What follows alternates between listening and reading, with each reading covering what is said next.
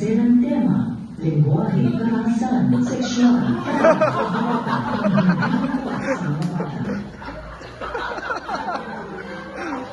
God.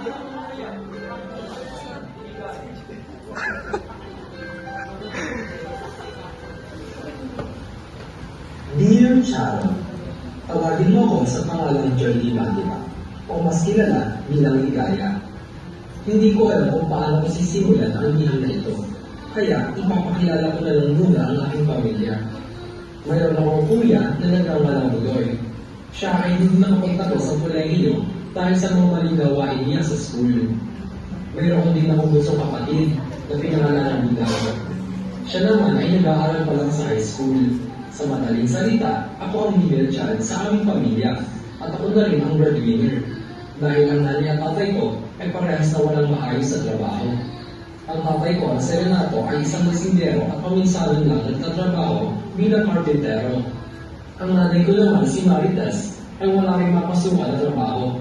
Kaya nililibang lang niya ang kanyang sarili sa pakikipag-chismisan at pakikipagsugalan. Dahil ako ang breadwinner sa aming pamilya, ay sinisikap kong pagsabayin ang pag-aaral ko bilang first year sa kolehiyo at sa pagtatrabaho sa fast food chain bilang waitress. Hi! Laman! Ay, Diyos ko, talo na naman! Huwag ka nga gusto ko! Hoy, Inaya! Talo na naman isa ka! Ay, mo! Magulo. Tagay mo na. Ay, Oh, Ligaya, kailan always ka. Eh, nakikita ko yung galing mo sa website. Tapos video sa yung mga mukha mo sa lukay na ha. thank you po, sir. Basta, wala mo lang kayo tayo ng kaya. Uulit ka na naman, nakapagpo.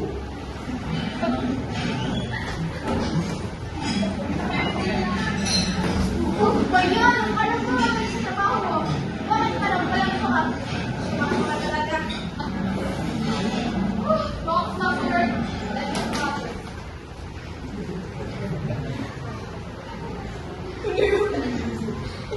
Gusto ko na po mag-breakdown sa araw na ito dahil hindi na nga po naging maganda ang nangyayari sa alis ko ng bahay. Hindi pa rin magiging maganda ang pagkatuloy ko sa akin sa trabaho. Pero dahil naiisip ko ang kinabukasan ng gusto kong makarating, ay sisikapin ko ang hindi sumako.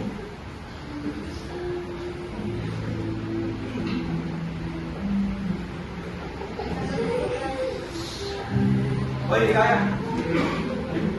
Baka may pera ka dyan.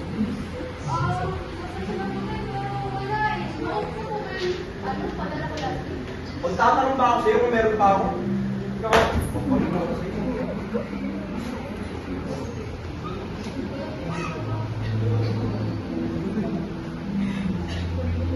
Kaya mo ba ba? Napagod na ako! Nagagawa ko ang tipirin sarili ko yung bakit hindi nila magawa! Madali lang naman yan eh! At hindi na ako kumain! Bakit anak ko sektahan sila para na makakain sila?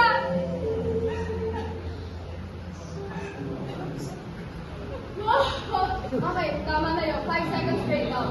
Kalma. Iniisip ko na po ang gusto kong kapatid dahil gusto ko siya makapagtapos at ayaw ko siya magaya sa akin o sa amin.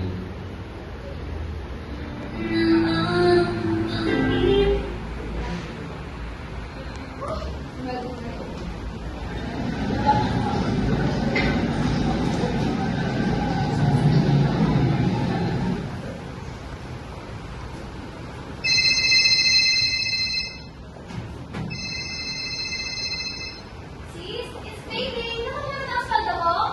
Ha? Ah, oo. Medyo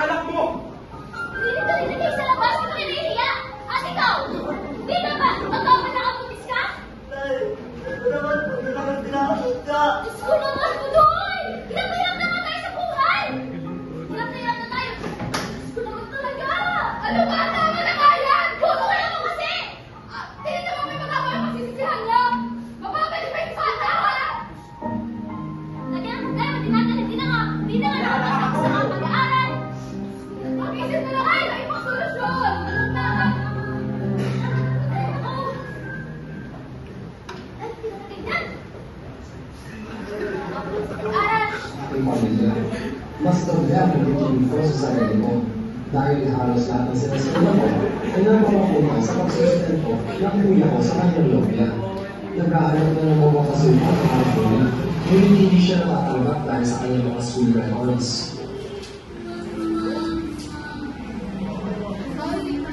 Ano ba yan? Pakupat-kupat! Hindi ko matiis ng mga kardito ko.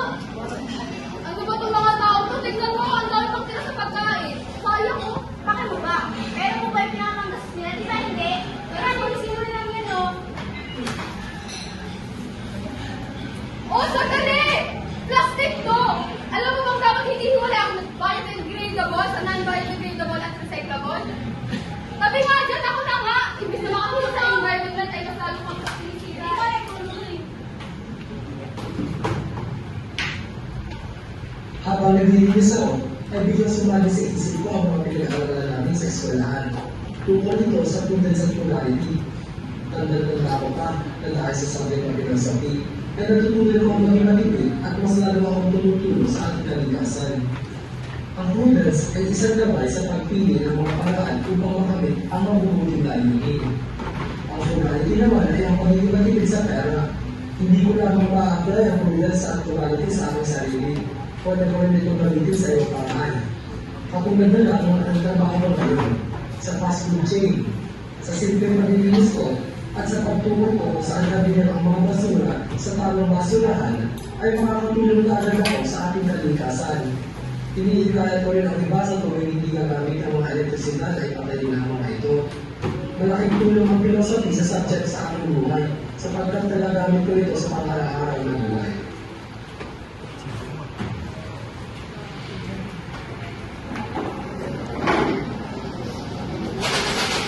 Ayan! Madami na ang ikot ko. Ate, umauna na po ako. Sige, ingat ka ha.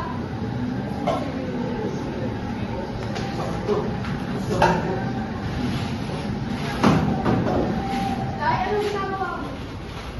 Ano ba yan, Tay? Buti mo naman pera ng parang pinag-aanuan mo?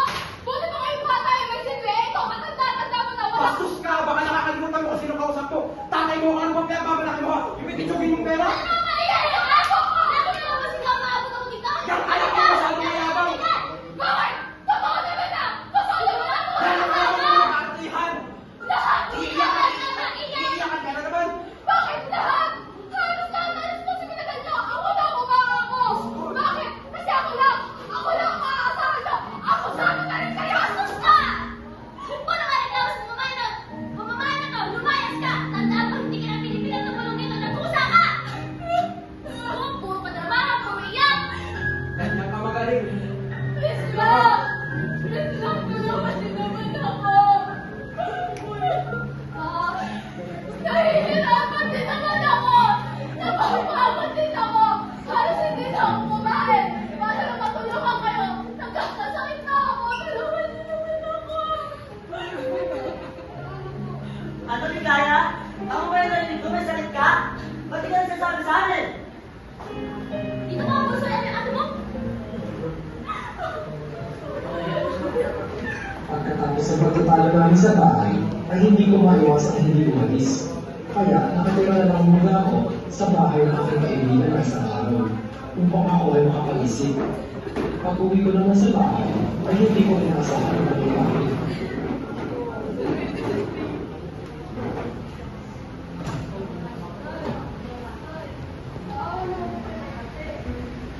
Oo nga, nare-realize ko din na parang sobrang natin sa kanya. Tsaka, hindi naman nakikita sa atin, di ba? Siguro nga rin ano, oras pa naman, maging magulang tayo. Ang tama nga. Kailangan na natin magbago.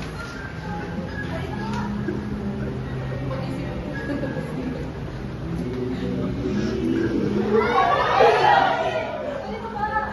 Bakit mo Ligaya! Gusto na kami sabihin sa'yo. Sino na naman bunti? Ligaya, walang punta sa kanang nakabukas. Sorry. Gusto lang sana namin sabihin sa inyo sorry. Sorry sa mga nagawa namin. Kami mapatawad mo kami sa amin mga ito.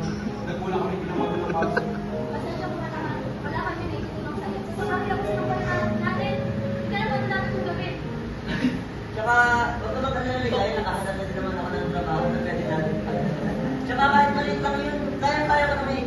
sa pamilya natin tsaka sa pamilya natin. Ito, titigan ko na po.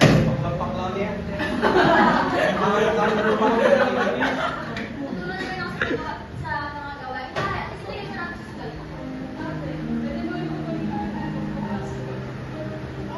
maraming salamat sa inyo. Balik ako pa sa akin kahit anong patuloy may pagbabago ito, ha?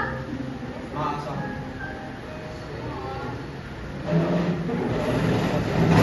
Makalipas ang ilang buwan, ay nakapag-ipon na sila at patuloy na pagkakapagpapago sa pamilyang lima-lima.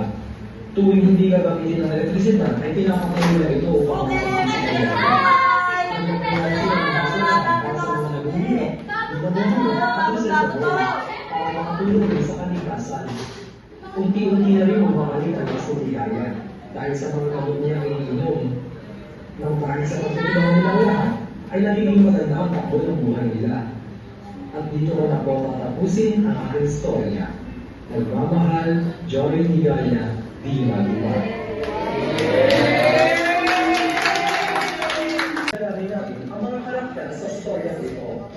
Ang una, at Aiden Atayalco as Carol Santos, as Lasingero ang narrator. Baldovino Jetro Ariel White as Richard Santos, kumpare ni Renato. Constantino Marcos Q as Boss Vico Soto, boss ng fast food chain. Deranos Sharon Joseph as Maricel Matumbak, kumare ni Marites. Oh, anong chika? Rio Correo Junior na Cecil as Bulinday Matibay, workmate na Buli. Ay! Binisin mo na yan, dami Reyes na. Aria Sofia A as Budang Di Maripa, bunso na nag-aaral. Hernandez Felix Sander as Budoy Di Maripa, Nay, partner Nay! ng Abundis. Nay, Nay! Hindi ko ba talaga sinasadya makapagpapalala? Alex Alicia Andre as Marias Di Maripa, Marias Ulara at Chismosa. Sino mang putoy? Lahat na lang ba? Sotomayor Vincent R as Renato Di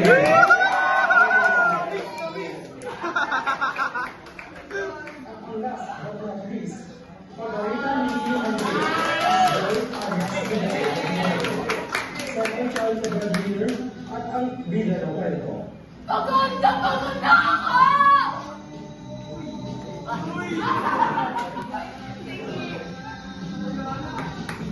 Isang nasigabong palakpakan ng